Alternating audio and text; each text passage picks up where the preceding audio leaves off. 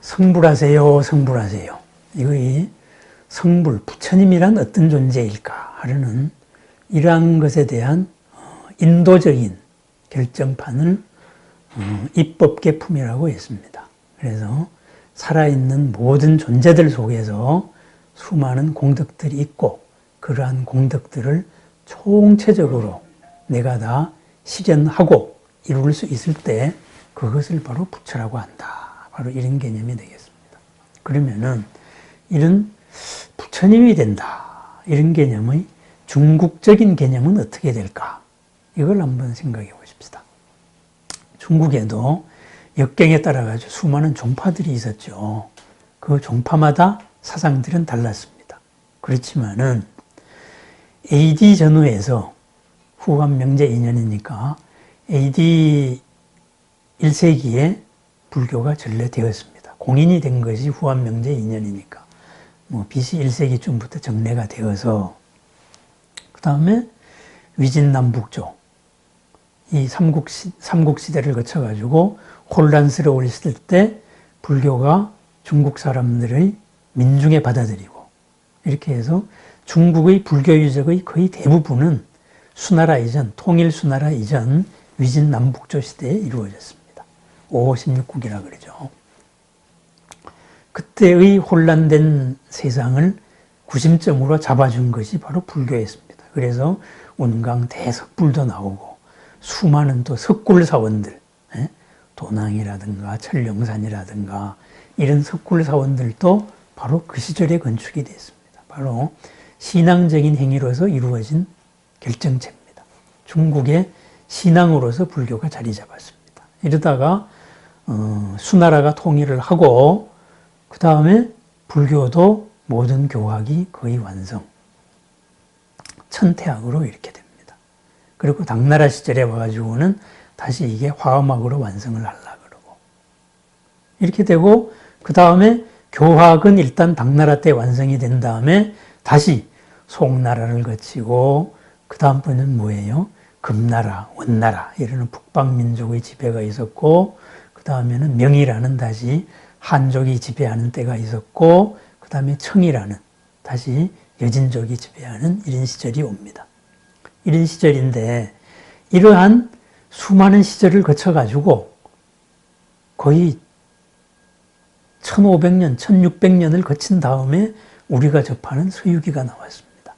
그러면은 이런 수많은 시절 동안에 중국의 불교 대중들, 불교를 믿는 사람들은 과연 수많은 종파들 얘기는 그렇다 그러자 우리가 생각하는 공통적으로 생각하는 부처는 뭘까? 이런 하나의 모델을 만들어내게 됩니다.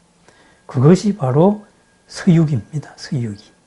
그래서 서쪽으로 유람한다. 이게 아니고 정토로 여행을 한다. 이 말이죠. 그죠? 그러면은 서유기의 원형이 되는 것은 당나라의 바로 현장법사입니다. 당은 현장입니다. 주인공도 현장이고.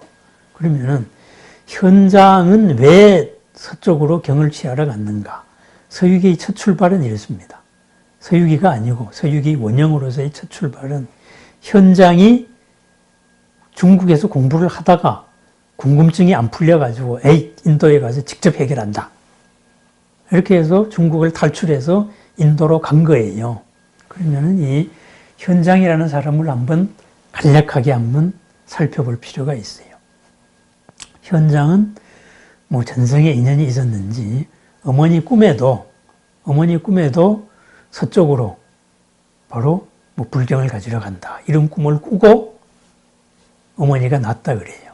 어쨌든 이래서 현장은 셋째 아들인데 둘째 아들, 형을 따라가지고 11살 때 출가를 합니다. 11살 때 출가를 해서 12살에 정식으로 계를 받고 그 다음부터는 뭐 중국 천지를 돌아다니면서 형하고 함께 공부를 했어요. 했는데 무지하게 천재였던 모양입니다. 그래서 뭐 낙양에 있다가 또 이제 수백 킬로 떨어진 또 총나라의 수도 성도에 가서도 공부를 하고 중국을 다 헤매면서 공부를 해서 마지막으로 이 현장이 공부를 한 게 인간의 마음에 대한 유식입니다. 유식. 그래서 섭대승론을 공부를 했는데 섭대승론에서 인간의 마음 구조에 대해 가지고 잘 풀리지 않은 의문이 있었어요. 이렇게 풀리지 않은 의문이 있어서 이걸 풀어야 되겠다. 그럼 내가 인도를 직접 가야 되겠다. 이런 생각을 했는데 그때는 당태종 초기래 가지고 국경을 넘지 마라. 이러는 이제 출금령이 돼 있었어요. 나라가 안정이 안 됐으니까. 이랬는데 현장은 가겠다. 이렇게 되고 또 현장이라는 그때 현장 나이가 25살, 26살 이렇게 됩니다. 그러니까 20대 초반에 현장은 이미 중국에서 학생으로서 이름을 날렸습니다.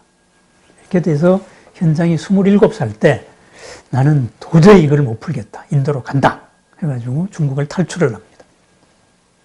그래서 탈출을 할 때 그 길잡이로서 도와줄 사람이 또 두 사람이 있었고 이 두 사람이 막상 사막으로서 가자 첫 번째 관문에 이르기도 전에 바로 배신하고 떠나고 떠나자마자 또 새로운 사람이 나타나서 도와주고 이 친구도 첫 관문을 지나갔을 때 딱 지나고 나니까는 딱 배신하고 떠납니다.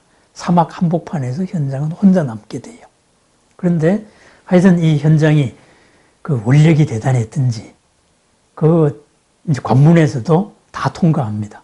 전부 다 한 사람 한 사람이 도와주고 혼자서 이제 말을 몰고 이제 서역으로 이제 갑니다. 이제 천산북로로 가는 거죠. 가다가 사막 속에서 그냥 말도 죽고 그렇게 해서 죽음의 상황에 처하게 돼요. 이때 현장은 반야심경을 외웠다 그래요. 어쨌든 그러다가 마침내 사막을 죽을 뻔한 생사의 고비를 거쳐가지고 사막을 지나서 이호국이라는 나라에 도착을 합니다. 중국을 완전히 벗어난 거죠. 그때 이호국에서 딱 오니까 이호국에서 현장의 본문을 들어보더니만 이 친구 대단하다 젊은데 이렇게 됐는데 그 이호국의 옆에 나라 고창국의 사신이 와 있었어요. 이렇게 해서 고창국의 사신이 현장을 보고서는 현장 대단하다. 이렇게 해서 우리 임금님이 참 불법을 아주 좋아하시는데 현장에 가면 좋겠다 해서 급히 파발을 띄웁니다. 그렇게 해서 현장이라는 스님이 있다. 대단하다. 우리가 모셔 가야 되겠다. 이래서 사신이 다시 와서 현장을 모셔갑니다. 고창국으로. 그래서 고창국에 와가지고 이제 임금, 국문태라고 나오는데 이 임금이 현장의 법문을 들어보니까 이것은 일찍이 그 나라에서는 못 듣는 법문이에요. 이렇게 해서 바로 현장하고 의형제를 맺습니다. 그리고 뭘 소역을 갑니까? 우리나라에서 계속 법문을 해주시죠. 이러고 현장을 붙잡아요. 한 달을 붙잡으니까 현장은 나는 불법을 구하러 가야 됩니다. 하고서는 단식투쟁에 들어갑니다. 현장이 단식에 들어가니까 할 수 없이 이 고창국의 왕이죠. 왕이 그러면은 다녀오십시오. 이렇게 해서 그때 고창국의 왕이 마련해 준 것이 어마어마합니다. 그때 황금을 100냥을 줬어요. 은을 30,000냥을 줬어요. 그리고 시종으로서 25명을 주고 사미도 또 4사람 보내주고 비단은 셀 수도 없이 많이 줬어요. 거의 1000피를 줬나 봐요. 그 외에 수많은 이것도 주고 그리고 앞으로 인도까지 가는데 자기가 알고 있는 쭉 그 당시에 나라들 이 나라들에 대해서 자기가 다 친서를 써줍니다. 이분은 내 아우입니다. 이렇게 돼서 편의를 봐주시오. 이렇게 해서 그때부터의 현장은 그냥 고생을 하고 인도로 간 게 아니에요. 그냥 대단한 부자로서 25명과 말 20피를 거느리고 그냥 유유자적하게 간 겁니다. 그 비단과 황금과 은을 가지고 현장은 16년 동안, 17년 동안 바로 천축을 다닐 수가 있었던 거예요. 그러니까 현장이 고생하면서 인도를 간 게 아니에요. 이렇게 해서 현장이 간 경로가 요즘으로 따지면은 우즈베키스탄, 카자흐스탄, 키르기스탄, 그리고 파키스탄. 거쳐가지고 인도로 들어옵니다. 히말라야 북쪽으로 해서 인도로 들어와가지고 네팔을 거쳐가지고 쭉 돌아서 마침내 나란다 승원까지 가고, 거기서 나란다 승원에 갔을 때 내가 이 마음 구조, 섭대승론을 알고 싶어가지고 여기까지 왔습니다. 그랬을 때 거기서 바로 100살이 넘어가지고 나 죽을란다 하던 그분이 누구냐? 그분이 스승이 바로 현장을 위해 가지고 5년 동안 특별 강을 해줍니다. 이렇게 해서 그 유식을 배우고 그 다음에 다시 인도 남쪽을 돌아가지고 인도 대륙을 한 바퀴 뺑 돌아가지고 수많은 유적지의 이거와 경전을 거둬서 중국으로 돌아갑니다. 이것이 대당서역기입니다. 그러니까 이것이 이제 그건데, 그런데 이래서 현장의 대당서역기에 보면은 그냥 지리지예요. 수많은 나라들은 이렇고, 여기에는 부처님 탑이 뭐가 있고, 그 나라의 풍습은 어떻고, 이런 내용이에요. 이런데, 그래서 이제 현장의 대당서역기를 가지고 인도에서의 아소카 탑, 아소카 왕의 비가 나오니까는 이 탑을 가지고 대당서역기에 보니까 있거든요. 거기서 며칠을 걸어가지고 어느 방향으로 가면 뭐가 있다. 줄줄이 인도 유적들이 다 찾아진 거예요. 그만큼 이제 정확한 기록인데. 어쨌든 이것이 중국 일반 민중들한테는 어떻게 받아들여졌느냐. 현장이 인도에 가서 부처님을 만났다. 이런 식으로 받아들여진 거예요. 그럼 부처님을 만나면 어떻게 돼요? 성불을 하는 거예요. 이렇게 돼서 당나라 시절에는 이것이 민중들 사이에서 어떻게 바뀌냐 하면은 취경 시화 이렇게 돼서 경을 얻으러 가는 쭉 내리 과정을 온갖 이렇게 중국적인 상상력을 가지고 만들어냅니다. 요괴를 만들고 이러다가 당나라 다음에 송나라에서는 거기에 중국적인 요괴들, 도교적인 요괴들이 막 등장을 해요. 방해꾼으로서. 이렇게 등장하고 그러한 과정으로서 등장하는 것이 바로 원숭이 신화, 돼지 신화 이런 게 들어와가지고 손오공이라든가 이런 게 나와요. 그때까지만 해도 그냥 사람 잡아먹는 요괴였어요. 이러다가 원나라 시절에 와가지고 우리나라와 같은 판소리식으로 바뀌어요. 이러면서 내용이 점점 더 불교적으로 바뀌기 시작합니다. 바뀌기 시작하고 손오공이나 이런 것도 이런 제자들도 전부 다 이제 호법 신중으로 바뀌게 되는 거예요. 호법 신중으로 바뀌게 되고 이러다가 명나라 대에 와가지고 1400년대 이후죠.